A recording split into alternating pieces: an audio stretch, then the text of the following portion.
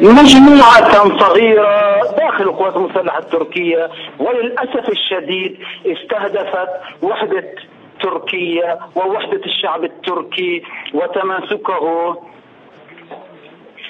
من هذه العصابة التي تتكون من مجموعة من الذين يكرهون الشعب التركي. هذه المجموعة التي تأخذ أوامرها من الكيان الموازي. القوات المسلحة التركية كما تعلمون فيها بعض من هؤلاء الذين ينتمون للكيان الموازي، وأيضا الشرطة تحتوي على بعض هؤلاء الكيان الموازي، واستطاعوا هؤلاء أن يقوموا بهذه الحركة الخائنة. إنها محاولة تمرد تستهدف الوطن التركي، وسيدفعون، أقولها بصراحة، سيدفعون ثمنا كبيرا لهذه المحاولة الآثمة.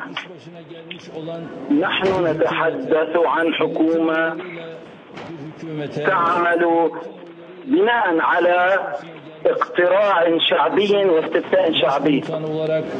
أما إن لم يكونوا يرضون عن رجب طيب أردوغان فهذا شأنهم.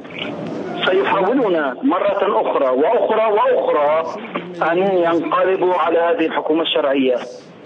نحن سنستمر في هذه القضية ولو كلفنا ذلك حياتنا. سنحارب هذا الكيان ولو كان كفننا لباسا لنا. في نهاية الموضوع هذا التمرد وبلطف الله ورعايته، هذا التمرد سيؤدي إلى تنظيف القوات المسلحة التركية.